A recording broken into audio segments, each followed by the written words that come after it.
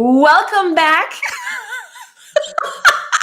Welcome back to Rise and Shine, Creating 2020 Vision, Day 20 and Day 10 of the Mindset Conversation. And I have here with me Eva Vennari. Let's just take two. Welcome back, Eva. Well, thanks for having me again and again. Whatever that was. I have no clue. Yeah, that was interesting.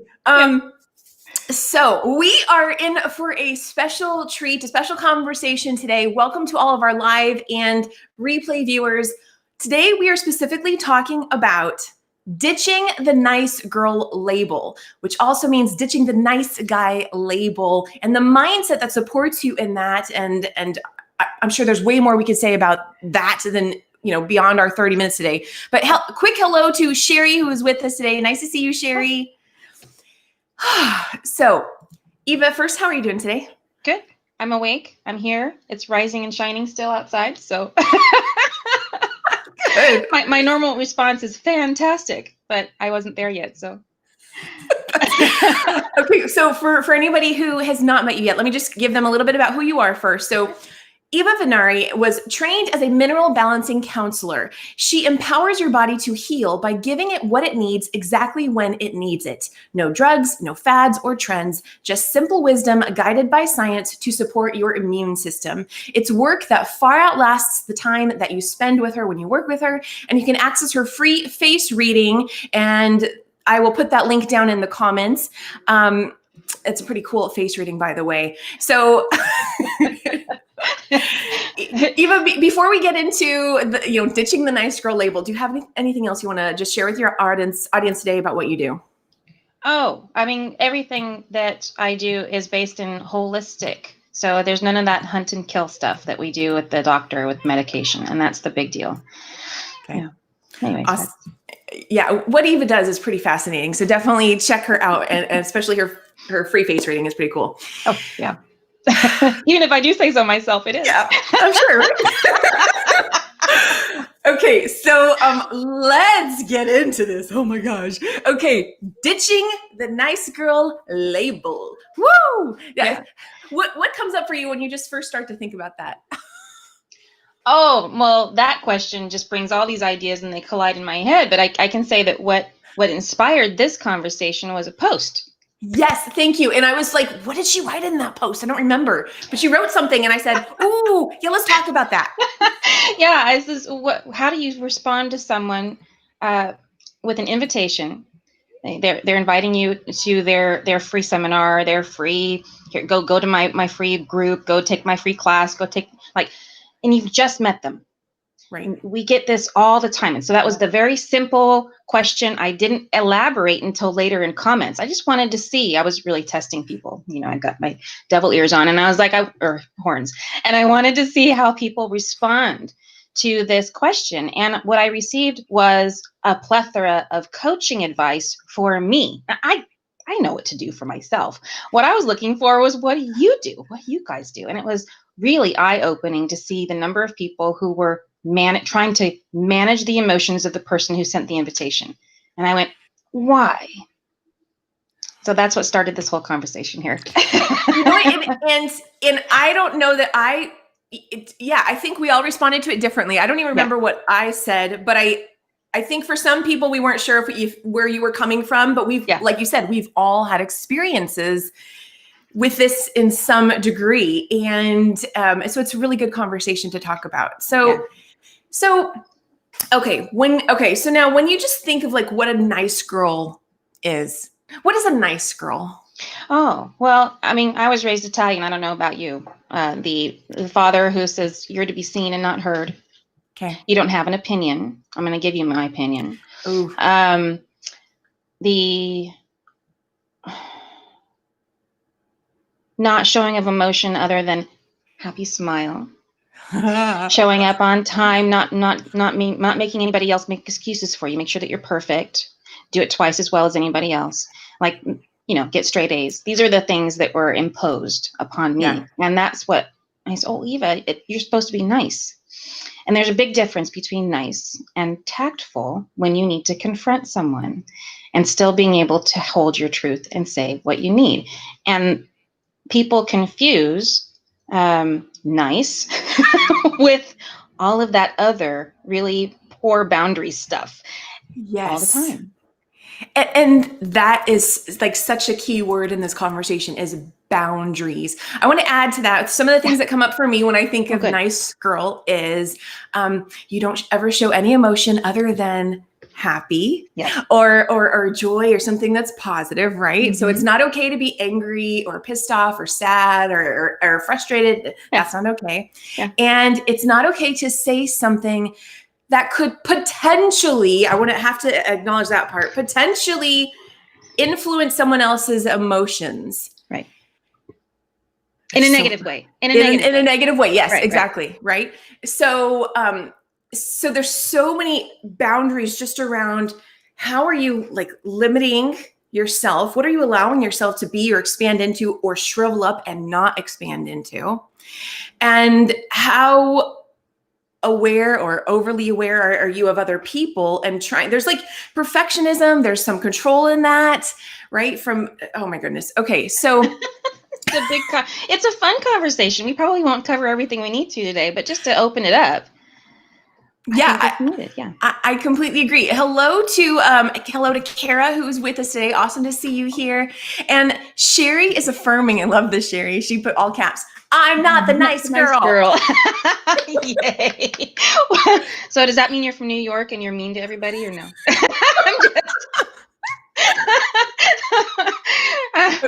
I'm just going to get some comments. I know it will. All right. So let's start to just sort of navigate a little deeper into the conversation. Oh my goodness, this is so good. I feel a softening in me. There's a new energy flow in here. I love it. And so when we think about shifting away from the nice girl label,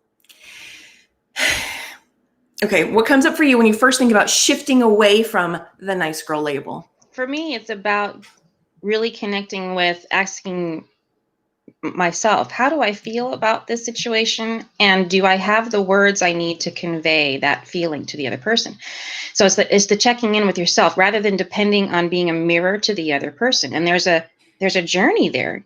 Because if you're constantly trying to be nice and do what other people expect of you to be nice, then you're used to just mirroring that person's emotional state or trying to confirm it or affirm it or try to get their approval for something.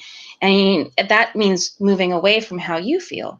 So now there's an opportunity to reverse the mirror and look at inside and go, wait, I need to pause for a minute and decide how I feel about this before I convey it, because we're going to get it wrong the first few times. And yeah. Yeah, no, that was fantastic. The first thing that comes up for me is this may be a subconscious belief or maybe a conscious belief for someone, but if I'm not the nice girl or nice guy, well, I don't want to be the mean girl, mean guy. And not being the nice girl does not mean being a mean or rude person. Okay. And I think being aware of, well, wait a second, am I making that assumption that if I'm not being nice, then that automatically makes me mean? And if that's a belief that you have, how is that preventing you from owning your truth, from being who you authentically are? So being able to make that distinction that when you shift away from this, it does not mean you're jumping to this. Right. I think is very, very key for a lot of people. Yeah. I mean, it means going to, pleasing. Absolutely, Kara. So it's more about that rather than just pleasing the other person and mirroring what you think, like jumping to a conclusion, getting inside their own brain and saying, what is it do I think this person wants to hear from me for acceptance? And isn't that the same thing? You know, as going from, to be nice, I can't be mean, but what is that? It's really, you're right. It is the wrong swivel. It's more about we need to start from here, from the person, from the individual inside. Yes. And Kara's also saying, I think you can be kind, but also be you and have boundaries. Yeah, that's tact. Exactly. Well, and so that brings up the next point I want to make. And I wrote a note on this. So when you start to get clear on, well, if I'm not the nice girl, and it doesn't mean I'm being I'm automatically being mean, the question that comes up is, can you be okay with someone calling you something other than nice if that's the assumption they jump to? Yeah. And immediately I'm thinking, well, what about all of the other description words that could be used, the adjectives that could be used to you, in between nice and nasty. Right.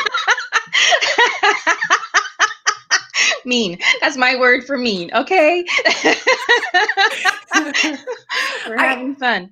Because if you have this level of discomfort with, ooh, I don't want to be called, right, anything else. I don't want to be called mean or nasty or rude or anything else that someone else may choose to label you, then is that also keeping you trapped inside a label that does not serve you of being the nice girl?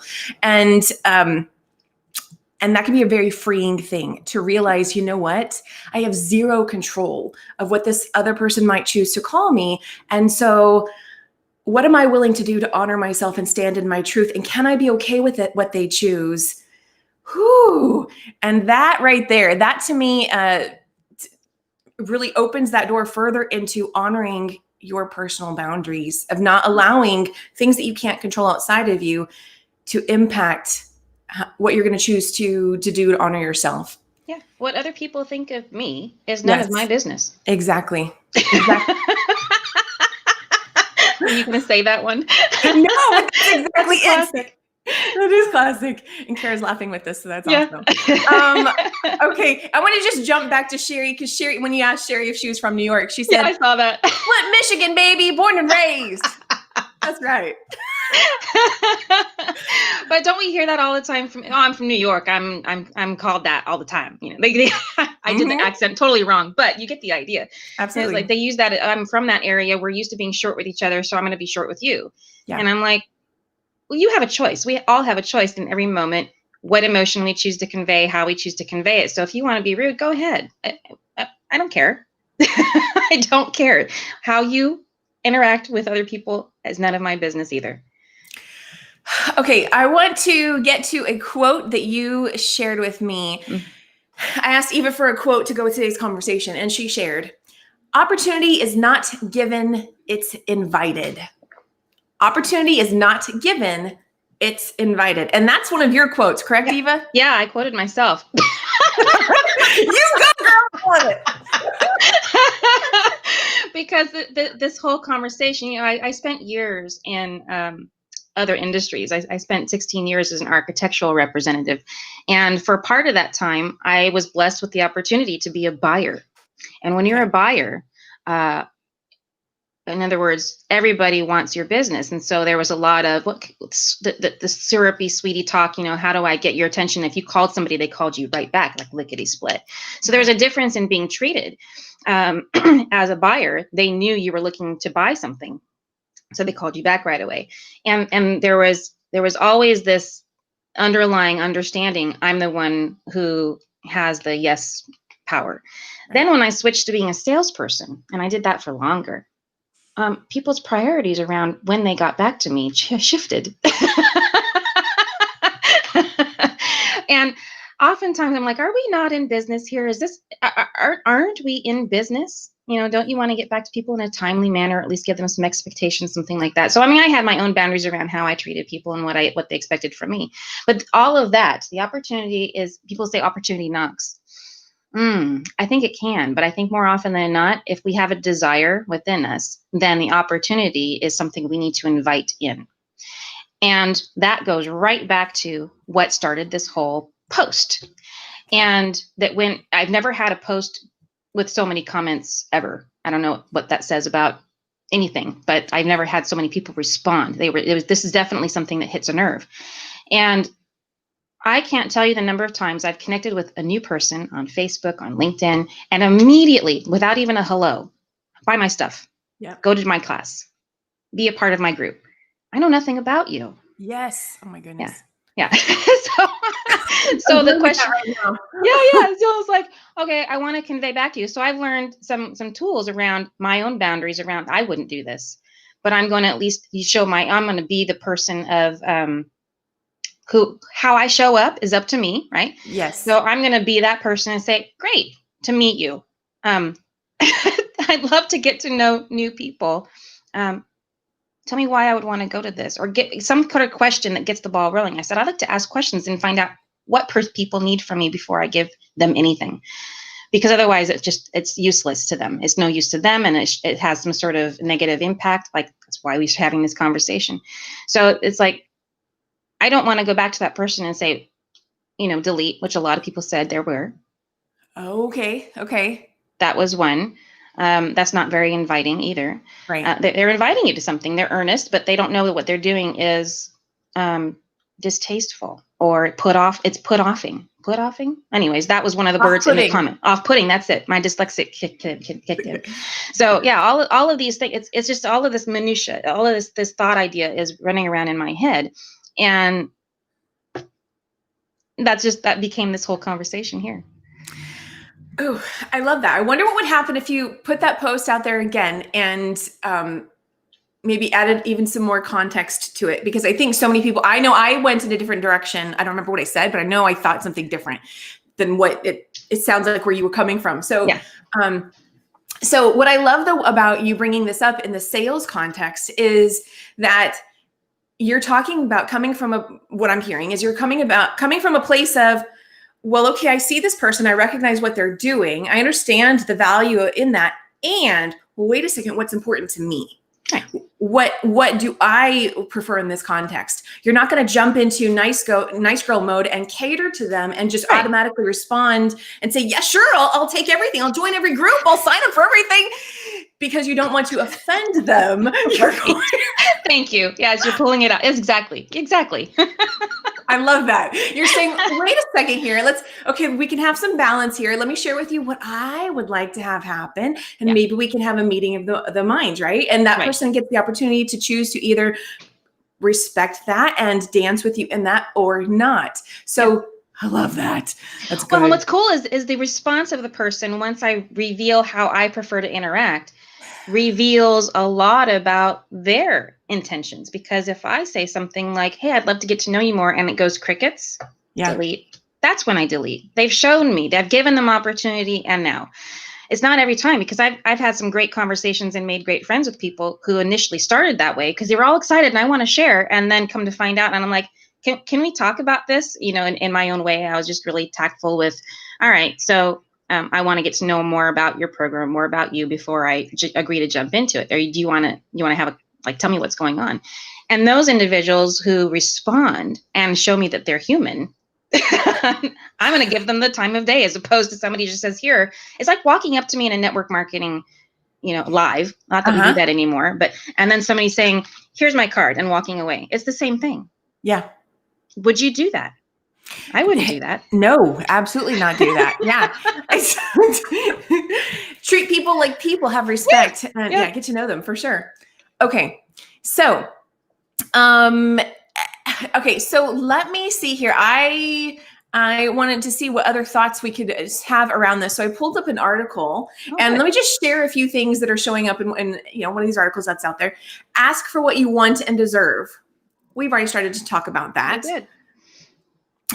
Say no. Okay, we need to let's just spend a little extra time on that. We haven't directly acknowledged that. This can be a key thing in the nice girl, nice guy thing. It is. We do this in relationships. We do this to people that walk up to us at the gym and they try to, this is experience that people have told me they've had. They get picked up on at the gym, or they get picked up on at the grocery store, and they say things that aren't true, like, well, I already have a boyfriend. Does that mean you're still interested in them if you didn't have a boyfriend? Now you've got a hitman after your boyfriend so that he can ask you out again and you can say yes. I mean, it's like, what are we really doing here? Can we just say what's on? I'm not interested. It's okay. It's okay. Because he's going to go next, or she's going to go, okay. And if she doesn't, then you didn't want her anyways, or he, either one. I had a guy that I had 2 dates with. The first date went so well. I was like, yeah, I was open to a second date. Right. The second date in my mind was kind of just disastrous. And I'll be honest, I had been avoiding. I was like, oh my God, he's going to ask me on a third date. And we were already like, he was taking me home, and I was just like, okay, we're going to make this a quick ending, because I didn't want to have that conversation. I didn't want to turn him down. Yeah. And so in my mind, I'm thinking, okay, as soon as we get there, I'm going to like beeline it and just, okay, it was great to see you, leave. And I wasn't quick enough. He was quicker, and he asked me out for a third time. And in that moment, I was like, okay, Kim, you have a choice. The exact thing that you were just talking about. I have a choice. Am I going to make up some lie? Am I going to say, yeah, and then not actually ever go on the third date? Or I can choose to be honest and direct and as polite and tactful as I can right now in this moment, and let him know that that's just not, I would rather not. I don't want a third date. And I chose that approach. And it was I'll be honest, it was scary. It was uncomfortable. I felt that tension. Yeah. He told me, so we ended up, he was very taken aback by it. He was like, he didn't know how to respond. Oh. And we ended up, so we had a little conversation about it. It got super quiet. And eventually I had to say, okay, well, it was nice seeing you. And I just had to leave because he wasn't speaking. Yeah. And that night we ended up texting back and forth. And, I explained further, and he just kind of shared what his thoughts were. And he ultimately said, I've just never had a girl say that. I've never had a girl like be that upfront and direct. And I got the sense that he did appreciate. He didn't say he appreciated, but I got the sense that he did.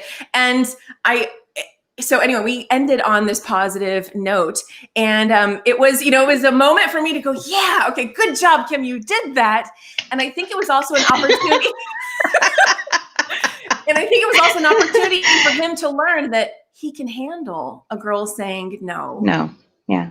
No and thank you. Because the faster you can say no and thank you, the faster he can get onto somebody who is a better fit. Exactly. So, whoo. Okay. So let's see what's coming up in the comments for everyone. Kara's saying those convos are tough. They are. They are tough. And I also want to add, the conditions, you do want to be mindful of the conditions around things. Like that always makes a difference. Sometimes the conditions are not right for something like that. You really have to, like, I don't know if we want to go deeper into that, but I don't know. Do you have anything that comes up for you when you think of that? I think there's something you want to say, so I'm going to let you. I know. I realized I was doing that. Yeah. Okay. So we're all listening, Kim. What do I want to say about that? I guess, so what's coming up for me is that when you've already approached conversations in that way, and the other person is not receptive, is not open to hearing you, do you continue? So to me, the nice girl would continue to keep putting herself in that situation and go, oh, okay, this person's still not happy. This person still doesn't get it. This person still isn't hearing me. So, okay, I will subject myself to them and this again. I will keep going through this until they are finally okay. And that can also be a massive way to continue to dishonor your boundaries. I'm getting a noose. I'm like, where's my noose? Exactly. We're hanging ourselves. Yes. So the nice girl may have to finally say, you know what? I've already done all those things. I've been respectful. I've communicated. I've set my boundaries. I've set the tone. I've done all those things. And I have zero control over how this person chooses to respond. But it's time for me to now respectfully pull back. We're done. We're done. Yeah. So that when is enough? When you've had enough. Yes. Yes. When you've had enough. Listen to that. There were several comments in the post going back to that where people said no is an answer. No is a complete sentence. Yes, exactly. Yeah. And no is a complete sentence, but it all depends on the situation, just like what you just said. Exactly. It's like when you've got a single mom who's PTA president and soccer coach, and she's not saying no, right? She's saying yes, okay. No one else is doing it. Okay, fine, I'll do it. And that used to be me. I used to be that person that's like, no, really, crickets. No one else wants to do it, and I go, okay, I'll do it. If I felt called to do it, I would do it. But now I say no a lot more often. Good. To offers. Yeah, so opportunity is definitely something that I invite as opposed to just allowing it to knock. Because if I said yes to every knocked opportunity, I wouldn't, I don't know, I wouldn't be able to function. And I think also within that, because there could be some fear of, well, wait, if I start to say no, then maybe opportunities will not continue to show up. And to me, that's then where you're, I mean, we can say so many things, but I guess faith is what's first coming up. No, your opportunities will still show up for you. Yeah. Use discernment. What's for you, what's not for you. This may sound great. And if you're already, overcommitted or just committed, to what, you've got enough on your plate, you can say no. More will show up later, and be in the dance with that. So, Sherry, okay, let's look at Sherry's comment here. Sherry's saying, how can you do that when they keep sucking you back in? You say no or offer that you'll do something else?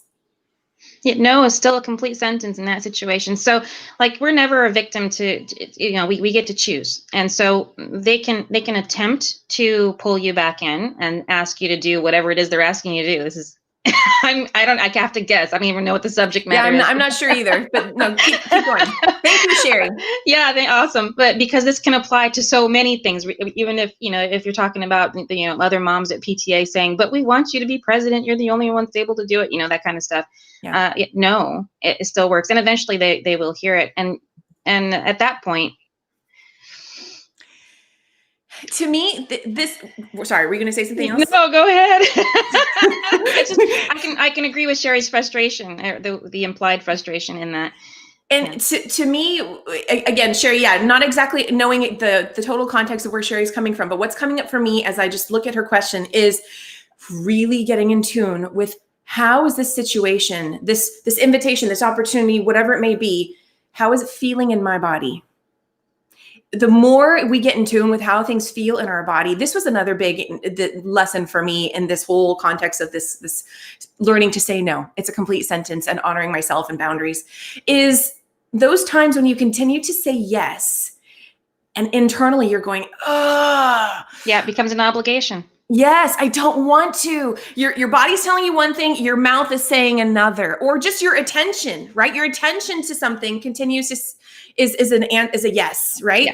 Yes. Turn your focus. your body is speaking to you. Listen to that. Tune into that. Well, and this is where a lot of my work, this is the crossover. This is where the two bubbles of the world come together in my world. So when it comes to a healthy body, it will reveal itself. The nature of our imbalance between how we think about something. I have to do it because this person's asking me to. I have to go to Thanksgiving dinner because they're expecting me. I've chose not to go to Thanksgiving dinner several times. Just saying. So how we think about something, if it's different than how we feel about it, and we're not honoring who we are, it creates an actual vibrational cavitation inside the body, and it breaks down our ability to communicate. It breaks down our ability to feel properly. And guess what? When our heart is not being heard, it acts like a 2-year-old having a tantrum, and it causes all sorts of drama in our life. Yes, it does. That's the best way that I can describe how that kind of all ties in. But the longer you let things, this is the people who knock on my doorstep and need help with their medical stuff, their health problems, it's usually from some sort of traumatic imbalance here between I think about something, but I feel differently about it. I should do this. I should do that. They've been shoulded on. Right. By family, friends, people, colleagues, well, Sally will always do it. Or Sherry will always do it, She'll always say yes. Or your internal dialogue, well, they expect me to do it, well, I should do it. That's the nice thing. Well, God, would I want someone to do this for me? Yes. And can it be okay for someone to say no to you too, right? Mm-hmm. The more we get comfortable with that. So we're near the end of our conversation. I want to share just a few tips for someone who might be in this space of really going, I've got to say no, and you're freaking out and you don't want to, it's scary. So just off the top of my head, a few things that are coming up are, number one, start to go internally, what are you feeling? And breathe into that. Practice just being present with what you're feeling in your body. Take some time to breathe into it. Allow yourself to dissipate that energy. That's one little thing. Next thing, journal. What would that conversation be like? Just, no one else has to see this. What are some things you could say? Just start to journal it, practice it, see what something, how it sounds, what it feels like, what would you tweak?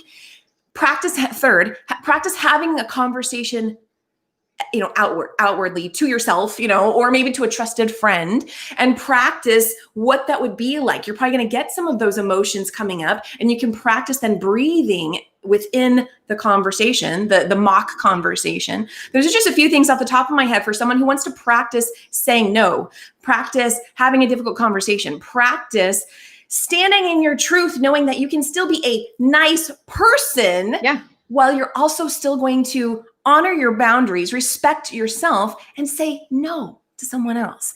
Yeah. And you don't have to, and just because you said yes the first time doesn't mean you can't revisit. Yeah.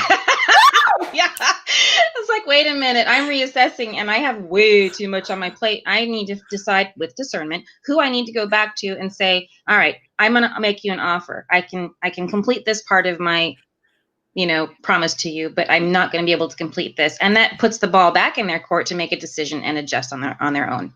Yes. I love it. Love it. Love it. Sherry is saying here, thank you, Kim and Eva, both. I appreciate you. Love and positive energy. You're welcome, Sherry. I'm glad that you enjoyed today's conversation. Okay. You know what? Let's just, Eva, we're over our time. Do you have a few more minutes? Or I'm good. Okay. Okay. So yes. Okay. I just want to throw a couple of images up on the screen.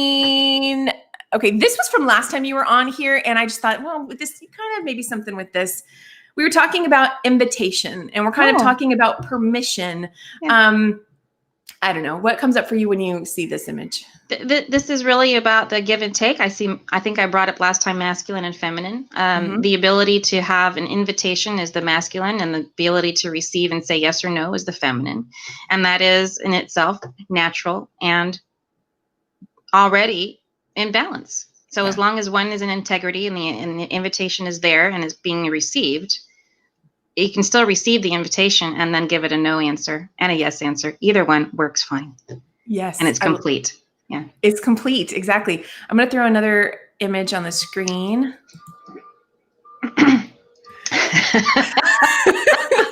What comes up for you when you see this? Well, I see the feminist movement a little bit too harshly here. For me, this comes up as a lot of times it's attempting to be Superwoman.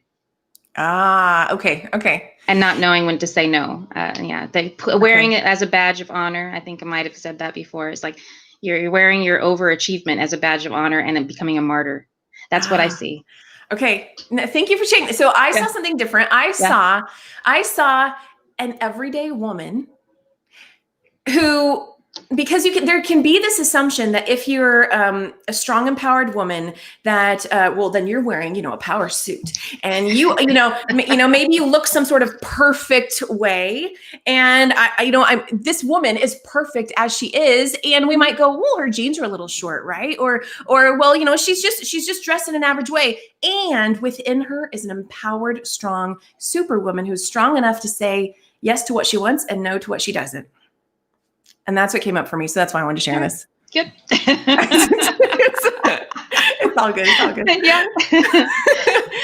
I certainly have issues with the feminist movement and how people see women who overachieve. No. There's nothing wrong with what you shared, because I agree that also, that applies too. Eva, lastly, what is your vision for nice girls who are in the process of ditching the nice girl label? My goals, or my vision, would be to really embody some key ideas around all of this. Is that one is I've adopted, these are a few ideas and beliefs that I've adopted over the years that have really helped me. One is, your lack of planning is not my emergency. That's a good one. Your emotional response is not my responsibility. Oh, I love that. It's my choice to use tact and show and reveal my true feelings, and I don't owe them to you. So these are my beliefs I live through, and there are a set of filters that belong to my mouth, my mind, and I put everything that I say through them, and I'm still in integrity and in authenticity, and that works. It works for me because it feels good. At the end of the day, I feel good. Yeah. And I want to just like, for anyone who maybe joined us later into today's live show, I want to just affirm that like choosing to ditch the nice girl label, again, it does not mean that you are not a nice person. It doesn't mean that you don't care about other people. It means that you're choosing to honor yourself. And it's okay if you feel an emotion other than happy or, anyway. Yeah, no, it limits you if you're only ever nice. Yeah, exactly. Think about all that you could be with so many other different adjectives. Yeah. And I think it's like maybe even the photos that we were just looking at are a good example of this. You may think you're being nice and someone else can still think that you're being something else, right? Yeah. So again, it's like you stop trying to let what you think other people are thinking about you indicate how you behave and think about yourself and the decisions you make for yourself, that kind of thing. It's okay to, no, let's honor me first. What's going on here? Yeah. And ask questions. I can't, just real quick. I know we're over, but I want to say this. Oftentimes I'll say something in a comment that's a clarifying question. And instead of somebody going, oh, I need to answer that, they get offended with the question. You have that too? Yeah. I know exactly what you're talking about. Yes, we can make assumptions. Oh, if they ask me this, they must be assuming or implying this. No, question's a question. Not at all. It's just a question. Yeah. So stop assuming what other people are thinking. Yeah. Okay, so Eva, I just remembered you have a poem for us. Oh, sure. Yeah, I do. Would you like to share that? Well, it's if you want to listen. I am choosing to listen to Eva's poem. So this is called Child of Hope. I wrote this after my second one was born. Okay. And she's now 23, so that tells you. It's been a while. If I can find truth in every lie, devote my soul without a sigh. What's missing won't be forgotten. Like fruit, what's false will grow rotten, and my heart will never, ever die.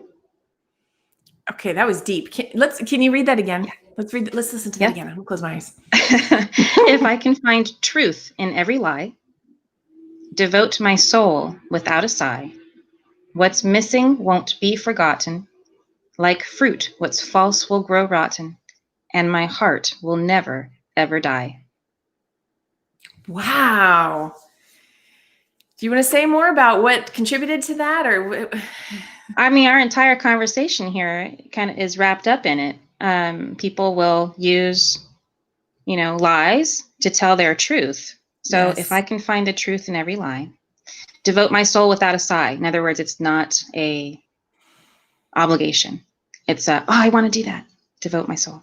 What's missing won't be forgotten. So the opportunity doesn't have to knock. We'll find it's an invitation. Like fruit, what's false will grow rotten.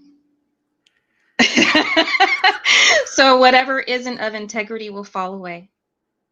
Yes. And reveal itself. And the heart will never, ever die. And this is about being, like I was talking about, that connection, the coherence between the heart and the mind. Staying connected is what keeps us authentic. So that's what it's all about. Oh, that was awesome. I like that. That was good, Eva.